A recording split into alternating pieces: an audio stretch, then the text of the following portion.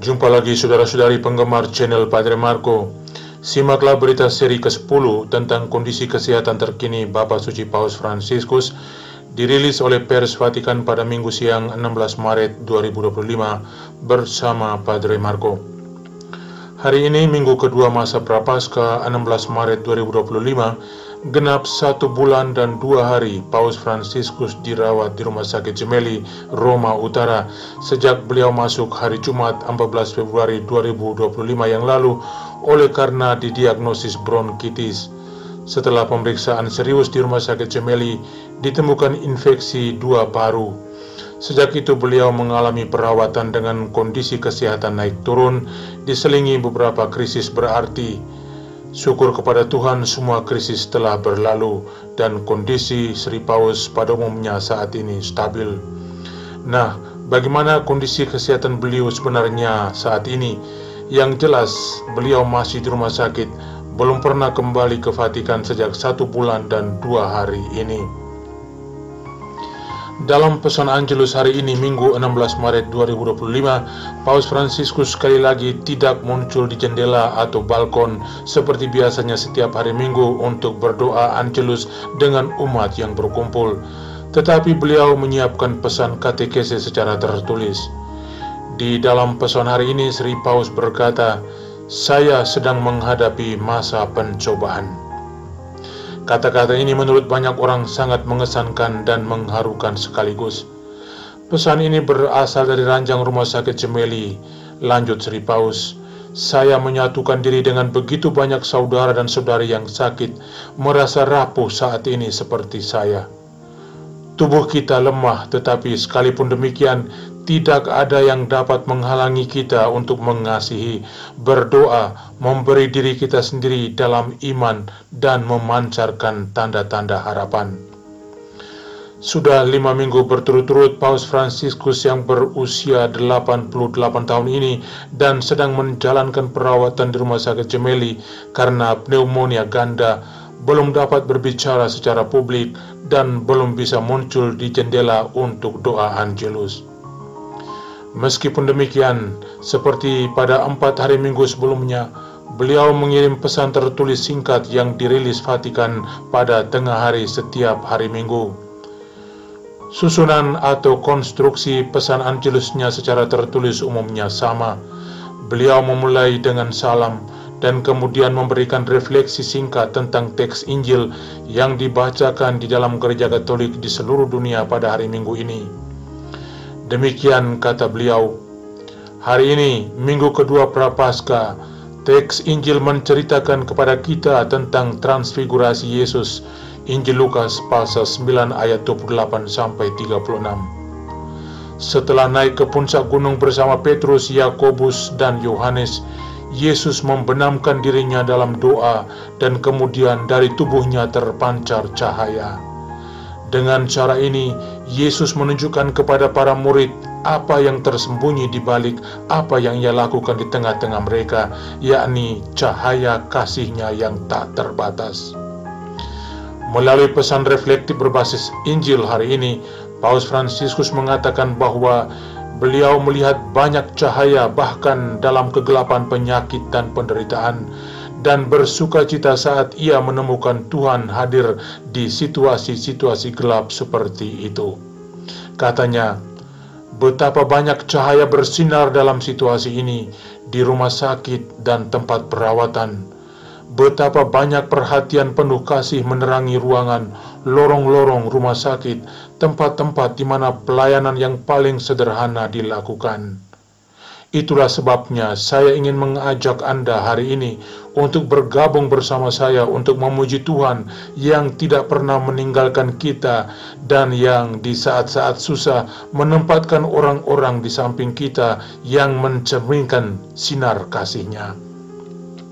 Saudara, sejak masuk rumah sakit pada 14 Februari 2025 yang lalu, gelombang doa untuk kesembuhan Paus Fransiskus seperti sudah melanda seluruh dunia, baik dari kalangan gereja Katolik sendiri maupun dari umat beragama lain.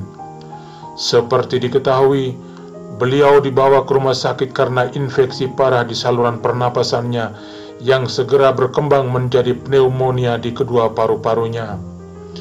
Paus Fransiskus menyadari aksi doa yang dilakukan di berbagai belahan dunia dan selalu mengucapkan terima kasih untuk semua kebaikan dan perhatian ini. Demikian kata-kata beliau, "Saya berterima kasih kepada Anda semua atas doa-doa Anda." Tidak lupa, beliau juga mengucapkan terima kasih kepada tim dokter dan kru medis yang merawatnya di Rumah Sakit Gemelli dengan penuh dedikasi. Tepat sebelum tengah hari ini, sekitar 100 anak datang untuk berdoa bagi kesembuhannya di patung Santo Yohanes Paulus II di depan Rumah Sakit Gemelli. Paus Fransiskus juga berterima kasih kepada anak-anak ini dengan mengatakan, "Saya tahu bahwa banyak anak yang berdoa untuk saya. Sebagian dari mereka datang ke sini hari ini ke Rumah Sakit Gemelli sebagai tanda kedekatan mereka dengan saya. Terima kasih. Terima kasih anak-anak terkasih. Bapak Paus mengasihi kalian dan selalu menunggu untuk bertemu dengan kalian." Demikian pesan Sri Paus kepada anak-anak hari ini. Dalam pesan Angelusnya hari ini dari ranjang sakit, Paus Fransiskus juga mengundang semua orang untuk bergabung dengannya dalam doa bagi perdamaian dunia, terutama di negara-negara yang terluka oleh perang, Ukraina, Palestina, Israel, Lebanon, Myanmar, Sudan, dan Republik Demokratik Kongo. 4 bulan lalu, pada bulan Oktober 2024, Sri Paus Fransiskus memimpin penutupan tahap sinode kedua tentang sinodalitas di Vatikan, dan dari ranjang rumah sakitnya pada tanggal 11 Maret 2025 kemarin, beliau sudah mengesahkan rencana penyelenggaraan sinode tentang sinodalitas tahap ketiga dan telah diumumkan kemarin oleh Kardinal Mario Grech, Sekretaris Jenderal Sekretariat Sinode di Vatikan. Tahap ketiga ini berkaitan dengan penerapan dokumen akhir sinode di Gereja Katolik tingkat lokal, nasional, dan internasional selama 3 tahun ke depan, yang berpuncak pada sidang gerejawi pertama atau Ecclesial Assembly di Vatikan pada bulan Oktober tahun 2028. Hari ini juga Sri Paus mengajak umat untuk berdoa bagi pelaksanaan sinode ketiga ini. Katanya, "Marilah kita juga berdoa bagi gereja yang dituntut untuk menerjemahkan pertimbangan-pertimbangan dan kesepakatan-kesepakatan yang dibuat dalam sidang sinode baru-baru ini ke dalam langkah-langkah konkret." Sri Paus berterima kasih kepada Sekretaris Jenderal Sinode atas pekerjaan yang akan dilakukannya selama 3 tahun mendatang dalam mendampingi gereja-gereja lokal untuk mensukseskan usaha ini. Paus Fransiskus mengakhiri pesan hari ini dengan doa ini, "Semoga Perawan Maria melindungimu dan menolongmu untuk menjadi seperti Dia, yakni pembawa terang dan kedamaian Kristus." Saudara, hari ini juga di Roma diselenggarakan lari maraton untuk jarak 42 km.